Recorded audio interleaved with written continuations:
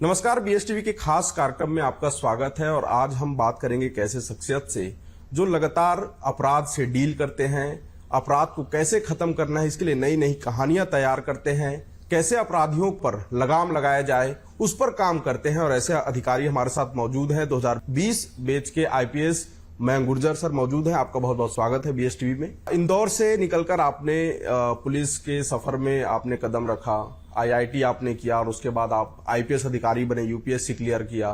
कैसी रही पहली जो नौकरी जो आपने छत्तीसगढ़ में की?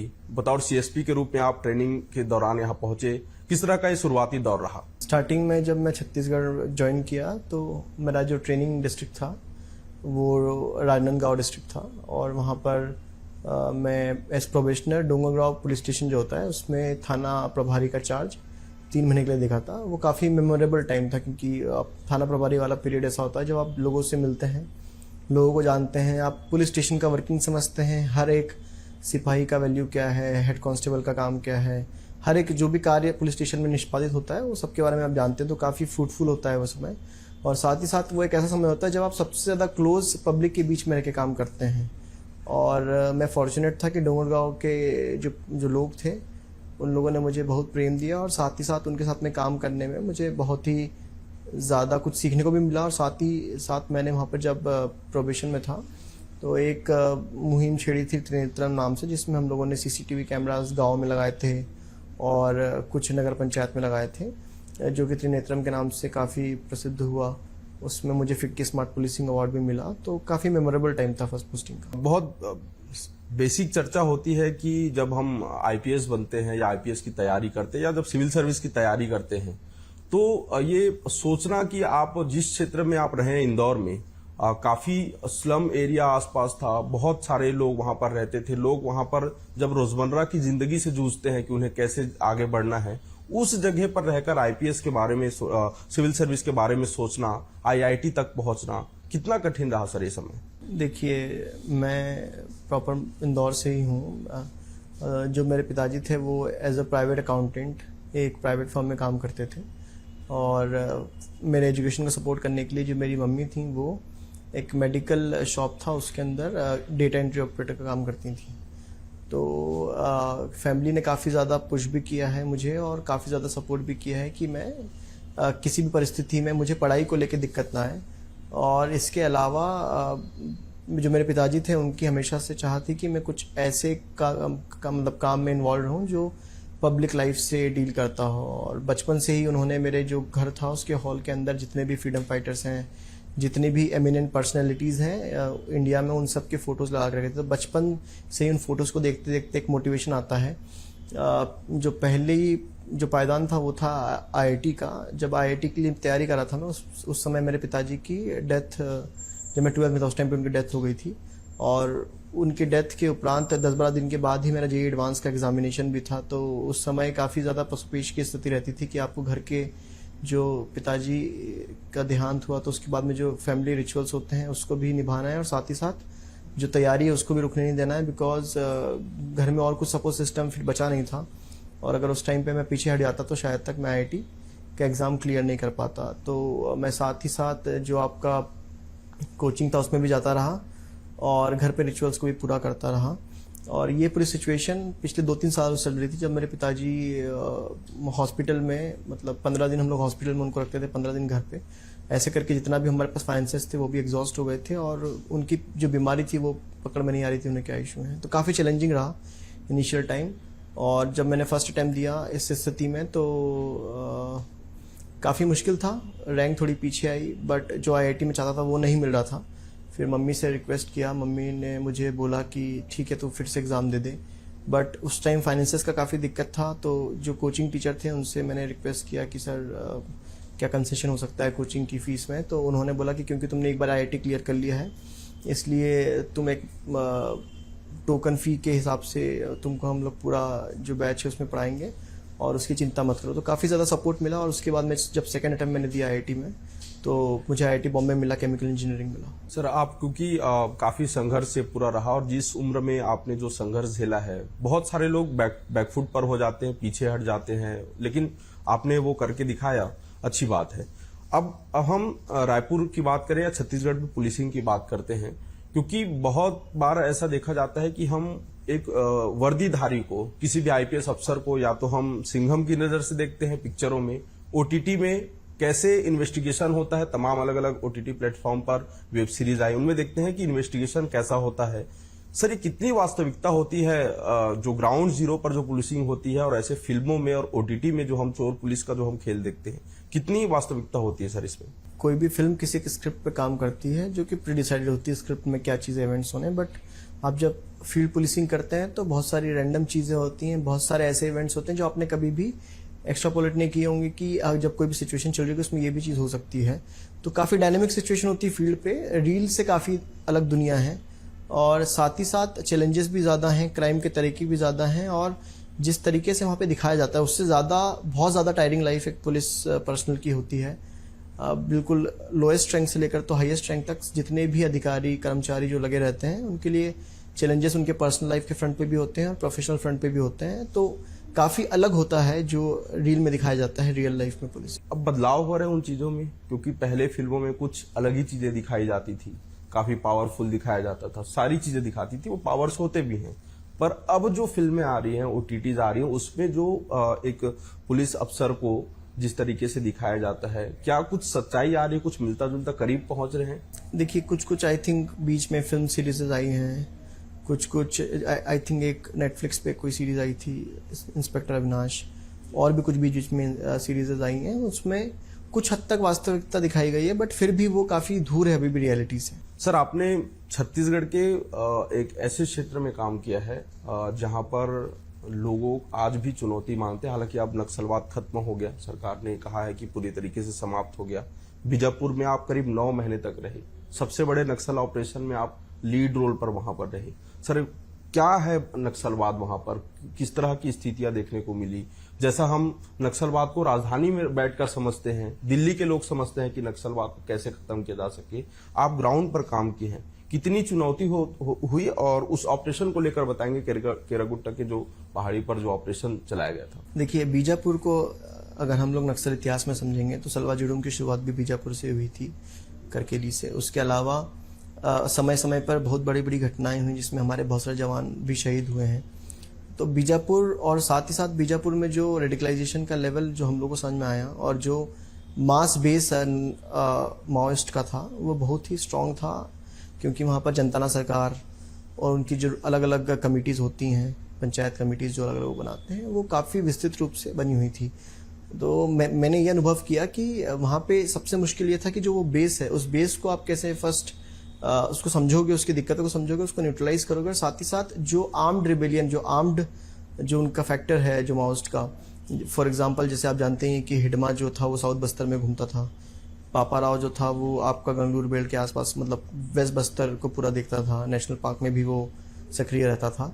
और जिस हिसाब से, जिस क्वांटम में आर्म्ड जो टुकड़ी थी माओइस्ट की, वो बहुत हैविली बीजापुर में अलग अलग जगहों पे थी। और जिस समय पे मैं वहाँ पे गया, उस टाइम पर मैं अपने आप को फॉर्चुनेट मानता हूँ कि उस टाइम पर साउथ बस्तर के जो कैंप्स थे और जो आपके नेशनल पार्क के कैंप्स थे, उनका खुलने की शुरुआत हो रही थी, और साथ ही साथ उस तरफ एग्रेसिव ऑपरेशंस की शुरुआत होने वाली थी। तो जैसे ही मैं बीजापुर गया, पहले ही दिन पहुंचने पर मैं कैंप खोलने के लिए चला गया, जिसके बाद वो कैंप काफ़ी लंबा खिंचाया, क्योंकि उसमें हमें रोड बनाने में काफ़ी दिक्कत आ रही थी। 10 दिन तक वो तकरीबन कैंप चला। उसके ऊपर उस कैंप के दौरान बहुत सारी माओइस्ट ने कोशिश भी करी कैंप को कैप्चर करने की, बट मतलब कैंप पे अटैक करने की, बट उसको जो सुरक्षा बल आसपास जो कॉर्डन लगा था उसने विफल भी किया। तो पहले एक्सपीरियंस काफ़ी ज़्यादा एक्सट्रीम एक्सपीरियंस था कि आप उसके पहले आप ऐसी जगह पे जहाँ पे नक्सलाइट कुछ नहीं है, ख़त्म हो चुका है मोहल्ला वानपुर में, और दूसरी ऐसी जगह जहाँ पे पूरे उसके फुल फोर्स पे था, फुल फ्लैच पे था। तो काफ़ी डिफ़िकल्ट था, और मुझे अभी भी याद है वो जिटपल्ली 2 कैंप जो हम लोगों ने खोला था, बहुत डिफ़िकल्ट था। बट उसी जो बेस स्टार्ट हुआ, मेरा जो बेसिक स्टार्ट हुआ, वही डिफ़िकल्टी से स्टार्ट हुआ। तो उसके बाद में फिर मुझे बाकी कैंप्स को खोलना, क्योंकि वहाँ पे टीम भी बहुत अच्छी है, एसपी सर के मार्गदर्शन में और आईजी सर के मार्गदर्शन में बहुत ही अच्छे से बाकी कैंप्स भी खुले। और इसके बीच में बहुत सारे ऑपरेशंस भी चलते रहे। उसमें से एक ऑपरेशन जो था करगट्टालू हिल का ऑपरेशन था, जो आप जानते ही हैं, जो तकरीबन 21 दिन का ऑपरेशन था। उसमें 2 फेजेस में ऑपरेशन हुआ था। उसमें से एक फेज में मैं लॉजिस्टिक्स का पूरा जो भी सप्लाई था और जो ऑपरेशनल सप्लाई था और जो ऑपरेशनल टेक्टिक्स थी उसके ऊपर काम किया। सेकंड हाफ में मैं फील्ड पे, फर्स्ट हाफ में जो ऑपरेशन जब स्टार्ट हुआ तो उसमें आप मानिए कि प्रोविजनिंग जो करनी है, टीम को कहाँ पे रुकना है, कहाँ पे कॉर्डन करना जरूरी है, कितना कॉर्डन करना जरूरी है, उन सब टेक्टिकल चीज़ों पे डिस्कशंस होता था। उस हिसाब से हम लोग अपने पॉइंट्स देते थे। सेकंड हाफ जो सेकंड फेज था ऑपरेशन का, उसके दौरान मैं खुद लीड कर रहा था पहाड़ के ऊपर फोर्सेस को। तो वो काफ़ी चैलेंजिंग रहा, क्योंकि सबसे अच्छी बात उस ऑपरेशन के दौरान ये रही कि हमारा किसी भी जवान को उसकी प्राण नहीं गंवाने पड़े। मतलब बहुत लोगों को इंजरीज हुई, बट 0 कैजुअलिटी ऑपरेशन रहा वो, जो कि सबसे बड़ी बात मुझे लगती है। और साथ ही साथ उस ऑपरेशन के दौरान जो चैलेंजेस फोर्सेस हम लोगों ने जो फील किया, जिस हिसाब से जो डिफिकल्ट टेरेन था, क्योंकि पहाड़ जो था, अगर आप पहाड़ को देखेंगे तो पहाड़ में बहुत सारे गॉर्जेस थे, बड़े बड़े बोल्डर्स हैं, बोल्डर के बीच में 30-30 फीट की खाइयाँ हैं, 40 फीट की खाई हैं, और बीच में 5-6 फीट का गैप है। उसके ऊपर से कूद के जम करके फोर्सेस को जाना है। इतना डिफिकल्ट टेरेन है, धूप भी बहुत थी, बारिश भी बहुत थी, रात में ठंड भी बहुत लगती थी उसमें। और जो फूड का सप्लाई था वो पूरा बेस्ड था चॉपर के ऊपर। तो चैलेंजेस काफ़ी थे। प्लस जैसे कि आप जानते हैं कि ऑपरेशन शुरू होने के पहले ही माओइस्ट ने एक पत्र निकाला था जिसमें उन्होंने ये वर्णन किया था कि उन्होंने पूरे जो पहाड़ है उसके ऊपर आईडीज़ लगा दी हैं। तकरीबन 1000 से ज़्यादा आईडीज़ उन्होंने कहा था कि लगाई गई है उस पहाड़ के ऊपर। तो वो भी एक चैलेंज था कि जब जैसे जैसे हम लोग आगे बढ़ रहे थे वैसे वैसे हमें बहुत सारी आईडीज़ मिल रही थी, जो कि अपने आप में एक डिफ़िकल्ट चीज़ थी। और उससे इस ऑपरेशन से रिलेटेड जो सबसे चैलेंजिंग चीज़ मुझे लगी, जो हम लोग वापस आ रहे थे तो माओइस्ट ने जो 2 अल्टरनेट रूट हमारे पास थे आने के, उसमें से एक में पूरा आईडी लगाया था, दूसरे में भी उन्होंने आईडी लगा के रखा था। और वो जो पैच था वो तकरीबन 3 से 4 फीट का सिर्फ नैरो पैच था, जो 60 से 70 डिग्री इंक्लाइन आप मान सकते हैं उसको। और वो 200 मीटर का पैच था जिसमें उन्होंने 150 से ज़्यादा आईडीज़ लगाई थी। उस पूरे पैच के ऊपर से टेक्टिकली पूरी फोर्स को नीचे लाना, वो सबसे ज़्यादा चैलेंजिंग एस्पेक्ट रहा। तो जब ये क्योंकि आप बता रहे हैं कि 3 से 4 फीट का पूरा वो रैंक था और करीब मतलब डिक्लाइनर था पूरा नीचे, तो बहुत ज़्यादा उसमें फिर चेकिंग कैसे होती होगी वहाँ पे? क्योंकि आईडीज़ को चेक करना, उसको पूरी तरीके से वहाँ पर जो आरोपी होते हैं वो वहाँ पर पहुँचती टीम रहती है, पर अगर वहाँ उतना ज़्यादा लंबा है तो फिर रूट चेंज करने का कोई प्लान होता होगा? देखिए, आरोपी तो वैसे हो ही नहीं पाता, क्योंकि पहाड़ के ऊपर आप ऑपरेशन कर रहे हो, आरोपी इज़ नॉट पॉसिबल। उस केस में जो हमारे गाइड्स होते हैं वो मतलब जब इतने सारे ऑपरेशंस होते हैं तो आपको अनुभव आता है आईडी के टाइप्स का, आपको ऑब्जर्वेशन स्किल बढ़ता है। तो वो ऑब्जर्वेशन स्किल्स का यूज़ करके, और जो हमारे साथ में बीडीडीएस टीम रहती है, उन दोनों के कॉम्बिनेशन से जितने भी आईडीज थे उनको मार्क करते गए। मार्क करके जितने डिफ्यूज थे उतने उनको डिफ्यूज कर दिया गया, और वैसे करते करते हम लोग आगे बढ़ रहे थे। तो मतलब आप मानिए कि वो जो 200 मीटर का पैच था, जो इंक्लाइन वाला पैच था, उसमें ऊपर टॉप से लेकर नीचे तक आने में हमको 200 मीटर को नेगोशिएट करने में तकरीबन एक बंदे को ऊपर से नीचे आने में 2.5 घंटा लग रहा था। मतलब उसके पीछे पूरी लाइन थी ऑब्वियसली, बट 2.5 से 3 घंटा और ज़्यादा ही मैं बोलूँगा उसको नेगोशिएट कर 200 मीटर नीचे आने में। जी सर, तो वहाँ पे क्योंकि जब ये नक्सल ऑपरेशन चलते हैं और बहुत सारे इनपुट आपके पास भी होते हैं, लेकिन पुलिस से ज़्यादा इनपुट नक्सलियों के पास होते हैं, कहाँ से कैसे पहुँच रहे हैं। सर, कोऑर्डिनेशन कैसे होता है? क्योंकि बहुत सारी टीम वहाँ पर डिप्लॉय होती है, आप लीड कर रहे हैं, कैसे कोऑर्डिनेट करते हैं इन मौके पर वहाँ? देखिए, कोऑर्डिनेशन के 2 पहलू हैं। एक होता है जो हमारा वॉर रूम बनता है, तो जो कॉमन वॉर रूम बनता है, कॉमन कमांड सेंटर, वो, और दूसरा होता है हम लोग फील्ड पे जो हम लोग लीड कर रहे थे। तो जो ट्रैकर्स हम लोग के पास होते हैं, जो भी चीज़ होती है जिससे टीम की वास्तुस्थिति पता लगती है, टीम कहाँ पर है, और उसी को हमको बार बार इनपुट्स आते हैं, ऊपर से इनपुट जो आते हैं वॉर रूम से, कि आपके बाजू में वाली टीम इस जगह पर है। वो एक हो गया एक चीज़। दूसरी चीज़ जो ड्रोन्स का इस्तेमाल ऑपरेशन के दौरान होता है, ये दोनों ही चीज़ें हो जाती हैं। तीसरी जो वायरलेस हम लोग यूज़ करते थे, तो उससे कम्युनिकेशन कंटिन्यूसली आपका बाजू वाली टीमों से कम्युनिकेशन होता रहता था। और बिकॉज अच्छा कोऑर्डिनेशन था और अच्छा कमांड सेंटर के द्वारा अच्छा काम किया गया और फील्ड पे भी कम्युनिकेशन बना रहा, इसी की वजह से 0 कैजुअलिटी ऑप्स रहा। 1 by 1 सीधे नक्सलियों से हुई? हाँ, मतलब उसमें जो एनकाउंटर होता उसमें मतलब हम लोगों ने घेराबंदी करा उस टाइम पे एनकाउंटर जो शुरू हुआ था। तो अच्छा, बीजापुर और बस्तर को बहुत कम समय में नहीं समझा जा सकता, काफ़ी डेप्थ है वहाँ पे। समझ नहीं आता, क्योंकि जिस तरह से चर्चाएं होती है, वरिष्ठ अधिकारियों से भी जब बातचीत होती है, कि ग्रामीणों को भी समझना कि वो माओवाद हैं या नहीं हैं, फिर उनसे कोऑर्डिनेट करना, उनसे बातचीत करना, उनसे जानकारी निकालना और उनकी सुरक्षा भी करना, एक बड़ी चुनौती रही बस्तर में। सर कैसे कोऑर्डिनेशन होता था ग्रामीणों से, वहां के जो वनांचल के लोग हैं, क्योंकि भाषा को लेकर भी समस्याएं होती थी, हालांकि लोकल पुलिस भी वहां होती थी, लेकिन कैसे समझ उनको वेरीफाई कैसे करना होता है? देखिए, आप जानते हैं गोंडी और हल्बी जो भाषा है वो काफ़ी ज़्यादा इस्तेमाल में आती है। और सबसे अच्छी बात यह है कि बस्तर में जो बस्तर फाइटर्स का भर्ती हुआ, डीआरजी है, जो लोकल फोर्स है, उसमें अधिकतर लोग उन्हीं गांव के लोग हैं जो सलवा जुडुम होने के बाद में फिर उन्हें लगा कि पुलिस फोर्स के साथ में जुड़ना चाहिए, पुलिस भर्ती में आना चाहिए। पुलिस भर्ती होके वो लोग आए, तो जो लैंग्वेज डिवाइड होता है, तो लैंग्वेज डिवाइड काफ़ी हद तक उससे ब्रिज हुआ। तो उनकी मदद से हम लोग लैंग्वेज डिवाइड को मतलब फिल कर पाए। और साथ ही साथ आप जब लंबे समय तक रहते हैं तो एक पूरा प्रोफाइलिंग होता है कि किस गांव में कितने लोग हैं, कौन किस विचारधारा का है, कौन क्या चीज़ कर रहा है, कौन किस चीज़ में माओवादियों की मदद कर रहा है। ये इनपुट्स लगातार आते रहते हैं। और बीजापुर जैसी जगह पे बहुत ज़्यादा मतलब हैवी इनपुट्स आते हैं। जब आपके पास आप रहते हैं तो आपको प्रोसेस ये करना पड़ता है कि कौन सा इनपुट सच में काम का है, कौन सा इनपुट शायद तक इनवेलेबल है। तो इनपुट्स आते हैं और जो बेसिक फोर्स है, जो वहाँ पे जो लोकलाइट्स हैं, जो वो भाषा जानते हैं, प्लस और जो ह्यूमन इंट आता है, उस सबको कोलेट करके फिर उसको यूटिलाइज करके फिर ग्रामीणों के साथ संवाद किया जाता है। और इसके अलावा आप जानते ही हैं कि विभिन्न तरीके की जो एक्टिविटीज़ हैं जो ग्रामीणों में विश्वास जागरूक करने के लिए, उनको ईज ऑफ लाइफ, उसके लिए लगातार नक्सल प्रभावित जिलों में आपने देखा कि चलती रहती, जैसे बस्तर पंडुम चला। उसके अलावा हानियत नल्लेनार हो गया। तो जब जैसे जैसे प्रशासन अंदर आता है वैसे वैसे लोगों के साथ में और कनेक्शन बढ़ता गया हम लोगों का। जब हम लोग कैंप्स खोलते हैं तो उस टाइम पर हम सिविक एक्शन प्रोग्राम करते हैं, तो उससे लोगों को कुछ सामग्री होती है वो बांटते हैं, उससे एक बॉन्ड बनता है, हम साथ में हेल्थ चेकअप करते हैं। तो इस प्रकार ग्रामीणों के साथ संवाद चलता है और फिर उस संवाद के से ही जो ट्रस्ट बनता है, उसी की वजह से आज फोर्सेस के द्वारा नक्सलियों को बैकफुट पे करके नक्सलवाद का खात्मा किया। अच्छा, जब नक्सलियों की गिरफ्तारी हो रही थी, और क्योंकि 8-9 महीना आप रहे, और इसलिए ये जानना जरूरी है, नक्सलियों की जब गिरफ्तारी होती थी तो उनसे बातचीत होती होगी, उनसे रिमांड पर लेकर पूछताछ होती होगी, वाई क्लियर हुआ उनका, क्यों वो? देखिए, ये काफ़ी सब्जेक्टिव क्वेश्चन है। बहुत बार तो स्टार्टिंग में जब वो आते हैं तो बहुत सारी चीज़ें बताते नहीं हैं।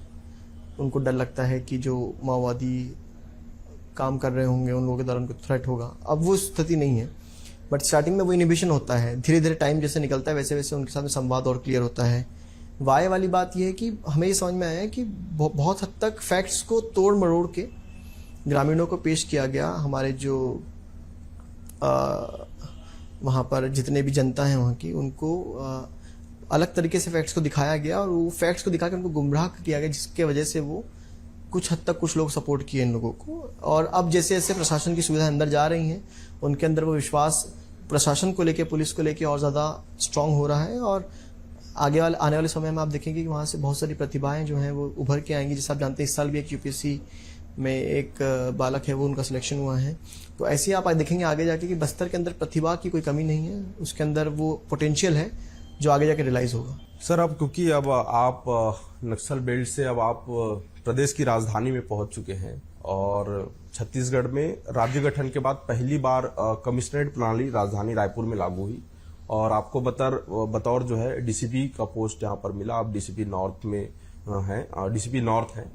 सर, अब सिविल क्राइम की ओर जिस तरह से हम देख रहे हैं कि क्राइम का लगातार ट्रेंड बढ़ता जा रहा है, कमिश्नरेट लागू होने के बाद बहुत सारे पावर्स पुलिस को मिले। जो एक कलेक्टर के पास पावर होते थे, मजिस्ट्रेट के पास जो कई पावर होते थे, वो पुलिस को मिला। और लेकिन क्राइम का जो ट्रेंड है सर, क्या इन पावर से उसको खत्म किया जा सकता है या कम किया जा सकता है? देखिए, क्राइम का जो क्वांटम है वो पॉपुलेशन ग्रोथ के साथ में आप लिंक करके देखेंगे तो आपको समझ में आएगा। और जो बेस्ट पैरामीटर हम लोगों को लगता है कि आप किस तरीके से क्राइम बढ़ रहा है, कम हो रहा है, इसको रियलाइज करना है, तो आपको देखना होगा कि number of FIR registered divided by population of the city. उससे आपको ज़्यादा समझ में आएगा कि क्राइम बढ़ रहा है फिर घट रहा है। दूसरी चीज़ ये है कि आप जैसे बोल रहे हैं कमिश्नरेट सिस्टम जो लागू किया गया है, स्वाभाविक तरीके से देखा जाए तो काफ़ी मदद मिलती है। जो रिस्पॉन्स है पुलिस का वो फास्ट हुआ है, जो डिसीजन मेकिंग है वो फास्ट हुई है, और साथ ही साथ जो बॉन्ड ओवर के पावर्स दिए गए हैं, जिला बदर का पावर दिया गया है, ये सब चीज़ें दी गई हैं, तो उसको इम्प्लीमेंट किया जा रहा है। स्वाभाविक रूप से जो नई जो हमें जो बीएनएसएस के अंदर जो धाराएं हैं, वो जो हमें शक्तियाँ प्रदत्त की गई हैं, उससे मदद काफ़ी हो रही है। और आप देख रहे हैं कि काफ़ी सारे क्राइम से उनका ट्रेंड कम हो रहा है। वो इसीलिए हो रहा है क्योंकि जो इफेक्टिव यूटिलाइजेशन है जो बाकी धाराओं का जो प्रिवेंटिव एक्शन से वो लिए जा रहे हैं लगातार, वो हो रहा है, इसलिए उससे काफ़ी मदद हो रही है। साथ ही साथ आप देखेंगे कि किस प्रकार से जो शहर में जुलूस या फिर और कुछ एक्टिविटीज़ होती हैं उसको भी विधिवत पुलिस के द्वारा परमिशन दी जा रही है, जहाँ पे निरस्त करने की परमिशन निरस्त की जा रही है, जिससे अभी एक ओबीडियंट सिटीजन और एक डिसिप्लिन सिटीजन की वो अपनी जिम्मेदारियां भी समझे, उस तरफ कमिश्नरेट लोगों को लेके जाने की कोशिश कर रहे हैं। और उम्मीद है कि लोग इस जो नई पहल है, ऑब्वियसली जब नया नया कुछ स्टार्ट होता है तो उसके अंदर बहुत सारे कन्फ्यूजन्स होते हैं, बहुत सारी डिफिकल्टीज होती हैं, बट ये सिस्टम टाइम प्रूवन और टेस्टेड सिस्टम है। पूरे देश के अंदर विभिन्न राज्यों में बहुत ज़्यादा समय से सिस्टम लागू है और चल रहा है सक्सेसफुल रूप से। मुंबई कमिश्नरेट हो गया, दिल्ली कमिश्नरेट हो गया, और अभी भी हम लोग के पास में ऐसी कुछ लोगों के द्वारा बोला जाता है कि ये जो सर हमारा जो क्षेत्र है, जो पुलिस स्टेशन है, जो वो भी कमिश्नरेट में आप ले लीजिए, उस टाइप की चीज़ें लोगों के द्वारा बोली जाती है। तो स्वाभाविक रूप से पुलिस को जो भी शक्तियाँ प्रदत्त की गई हैं, जितना ज़्यादा सुपरवाइजरी ऑफिसर्स बढ़े हैं उससे बेहतर हुआ है, क्राइम का सुपरविजन अच्छा हुआ है और कंट्रोल और ज़्यादा अच्छा हो रहा है चीज़ों के ऊपर। उम्मीद है कि आगे जाके आपको इसके परिणाम और अच्छे से। लेकिन कमिश्नरेट लागू हुआ तो जनता की सिर्फ एक ही उम्मीद थी। अब तो शहर में कमिश्नरेट लागू हो गया है, अब बड़े अधिकारी यहाँ पर बैठेंगे, वरिष्ठ अधिकारी रहेंगे, अफसर ज्यादा रहेंगे, अपराध कम होगा, वो सुरक्षित महसूस करेंगे। 5 महीने हुए हैं, रिव्यू मीटिंग भी हुई, कहाँ तक पहुंच पाए उसमें? पहले जो सुपरविजन का लेवल था उससे बहुत बेहतर हुआ है, और बहुत सारी जो शिकायतें जो लंबे समय तक पेंडिंग रहती थी उसमें भी काफ़ी ज़्यादा डिक्रीज आया है। जो आर्म बेस्ड ऑफेंसेस होते थे उसमें 20% की कमी हम लोगों को समझ में आई है अभी, और जो शिकायतें थी जो मान लीजिए आपकी 20 से 25, 30 से 40% मैं बोल सकता हूँ कि अलग अलग जोन्स में शिकायतों में कमी आई है। जो पुरानी शिकायतें थी 24-25 की शिकायतें थी, जो पेंडेंसी थी वो भी काफ़ी कम हुआ है। तो धीरे धीरे जो पेंडेंसी है वो भी कम की जा रही है, और साथ ही साथ आप देखेंगे नई नई जो पहल है वो भी की जा रही है। जिस प्रकार कोतवाली एरिया में अभी जो पायलट के रूप में हम लोगों ने शुरुआत करी है ईमाल खाने की, वो भी चल रहा है। ड्रोन से पुलिसिंग की जा रही है।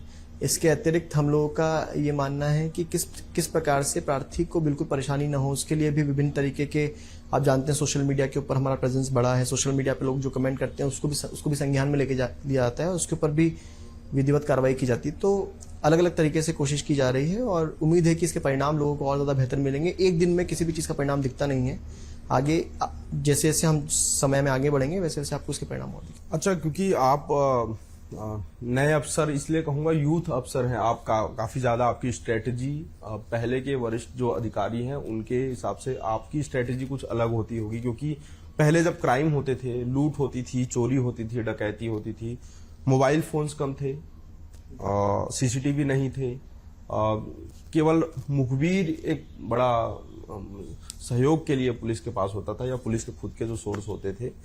तो अभी कितना हेल्पफुल लगता है ये जो डिजिटल आया है कि आज हम सीसीटीवी के भरोसे हैं, मतलब भरोसे नहीं है, सीसीटीवी हमें मदद करती है, मोबाइल फोन्स लोकेशन को लेकर मदद करती है। कितना ये हेल्पफुल हुआ है, और क्या इस स्ट्रेटजी में बदलाव हो सकते हैं ताकि और भी ज्यादा जल्दी त्वरित कार्रवाई हो सके, हम आरोपियों तक जल्दी पहुंच सके? देखिए, डिजिटल जितने भी टूल्स हैं या फिर जितने भी, जैसे आप जानते हैं सोशल मीडिया और सब चीज़ें 2-edged स्वॉर्ड है। पर अगर मैं पुलिस के नज़रिए से बोलूँगा आपको, तो पहले की पुलिसिंग में अधिकतर आपको मुखबिर पे आप डिपेंड करते थे, आपको इन्फॉर्मेशन लेट पहुँचती थी क्योंकि आपके पास फ़ोन नहीं थे उस टाइम पर, और उसके अलावा जो व्हीकल्स थे उस टाइम व्हीकल की कमी होती थी। जो मोड ऑफ ट्रांसपोर्ट था वो भी अलग था पुलिस के पास में। मोड ऑफ ट्रांसपोर्ट अभी फास्ट हुआ है, डायल 112 आप जानते हैं। उसके अलावा लोकेशन सर्विस शुरू हुई है, और भी जो अलग प्रकार के इंटेलिजेंस टूल्स हैं वो आए हैं, तो स्वाभाविक रूप से उससे काफ़ी मदद भी होती है। और इसका परिणाम आप देख सकते हैं कि जिस प्रकार खमाड़ी के अंदर विगत कुछ दिनों में एक घटना हुई थी चोरी की, एक शॉप के अंदर, उसमें जो आरोपी थे वो उसी दिन, अगले ही दिन शाम तक हमको आरोपी राउंड अप कर लिया गया। उसके अलावा भी विभिन्न थानों में और जो अलग अलग समय पे जो क्राइम्स हुए हैं उसमें 2 से 3 दिन के अंदर कम से कम उसमें लीड मिल जा रही है, इजिली उसके अंदर आरोपी गिरफ्तार हो जा रहे हैं, जो कि अपने आप में बहुत बड़ी चीज़ है। तो स्वाभाविक रूप से जो डिजिटाइजेशन हुआ है और उससे जो टूल्स इन्वेंट हुए हैं, जो भी नए नए टूल्स इंटेलिजेंस के हो गया, CDR का एनालिसिस हो गया, आपका IPDR हो गया, आपका लोकेशन सर्विस हो गया, इसके अलावा जो सोशल मीडिया के थ्रू पॉइंट्स आते हैं, आप सोशल मीडिया में OSINT के थ्रू आप किसी भी आपराधिक के प्रोफाइल के बारे में समझ सकते हैं। तो इससे स्वाभाविक रूप से मदद हुई है, और हम पूरी प्रतिबद्ध हैं कि किस प्रकार लोगों को त्वरित सेवाएं दी जाए, और हम उसी दिशा में काम कर रहे हैं। एक आखिरी प्रश्न लूंगा, डिजिटल लिटरेसी खत्म हो गई, शुरू ही नहीं हो पाई लोगों के में। लोग शिक्षित हैं, साक्षर हैं, डिजिटल लिटरेसी नहीं है और अब ये एक नए अपराध के रूप में आप लोग के सामने एक बड़ी चुनौती बनकर खड़ा। पढ़ा लिखा व्यक्ति, बुजुर्ग व्यक्ति, रिटायर्ड अफसर, रिटायर्ड बैंक कर्मी, तमाम अलग अलग क्षेत्र के लोग हैं जो साइबर ठगी का शिकार हो रहे हैं। आप लगातार उन चीजों को स्टडी भी करते हैं। किस तरह का ये नया अपराध पैदा हो गया है और कैसे इसकी शुरुआत हो रही है? देखिए, साइबर फ्रॉड में बेसिकली अगर आप देखेंगे तो उसका इनिशिएशन, अगर आपको सामने से फ्रॉड कॉल आ रहा है तो मैसेज या कॉल जो भी लिंक आ रहा है तो उसका इनिशिएशन, फर्स्ट इनिशिएशन वहां से हो गया, लेकिन सेकंड जो एक्शन इनिशिएट होता है या फिर जब वो क्राइम शुरू ट्रिगर कैसे होता है, तो ट्रिगर जब भी होता है जब प्रार्थी उसके अंदर या तो कोई लिंक को क्लिक करेगा या तो कोई फोन पे जो डायरेक्शंस मिल रहे हैं उसको अवॉइड करेगा। जैसे कि आप डिजिटल अरेस्ट के केसेस देखते हैं, वो फोन पे उनको चमकाते हैं, डराते हैं कि आप डिजिटल अरेस्ट हो चुके हैं, पुलिस बन के, कस्टम्स वाले बन के, अलग अलग तरीके से, और उसके बाद में उनको बैंक में भेज के आरटीजीएस करवा लेते हैं। तो इसमें मेरा मानना यह है कि ये दोहरी जिम्मेदारी है। पुलिस अपनी जिम्मेदारी अपनी तरफ से, cyber portal, cyber crime portal है, मिसिंग जो स्टोलन फूड के लिए हमारे पास पोर्टल्स हैं, और पुलिस अपनी तरफ से यथासंभव कोशिश करती है कि प्रार्थी के पैसे होल्ड हो जाएं जितनी जल्दी हो पाए। पर इसमें जिम्मेदारी लोगों की भी है कि वो लालच में ना आए।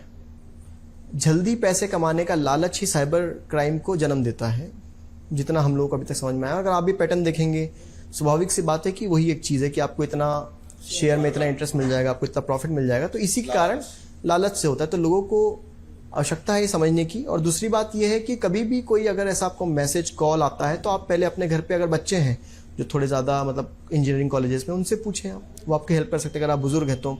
इसके अलावा अभी कमिश्नरेट में हम कुछ इनिशिएटिव्स पे काम कर रहे हैं जिसमें जो डिजिटल अरेस्ट के केसेस हैं उसको हम किस तरीके से रोक सकते हैं, उसको लेके कमिश्नर सर के मार्गदर्शन में, डीजीपी सर के मार्गदर्शन में हम लोग एक नए सिस्टम पे काम कर रहे हैं। और आप देखेंगे कि आगे आने वाले एक हफ्ते के अंदर अंदर हम उसका भी रोल आउट करेंगे, जिससे जो डिजिटल अरेस्ट के केसेस होते हैं स्पेसिफिकली वो थोड़े कम होंगे, जिससे जो सीनियर सिटीजन होते हैं जो साइबर फ्रॉड के शिकार बनते हैं उसमें कमी आएगी। और साथ ही साथ मेरी एक जो गुजारिश लोगों से वो ये है कि आप 1930 नंबर को जानते हैं, जैसे ही आपके साथ कोई फ्रॉड होता है तुरंत आप उस पर कॉल करें। cybercrime.gov.in पोर्टल है, उस पर आप जाके कंप्लेन लॉन्च कर सकते हैं, ताकि फ्रॉड होने के कुछ ही मिनट के अंदर अगर आपने कंप्लेन कर दी उसकी ऑनलाइन और 1930 पे कॉल कर दी तो पैसा होल्ड हो जाता है और जो आपको शायद वापस मिल सकता है। तो सबसे पहला काम है आप ये करें, उसके बाद में आप पुलिस पर कंप्लेन करते हैं, उस पर कार्रवाई भी पुलिस करती है।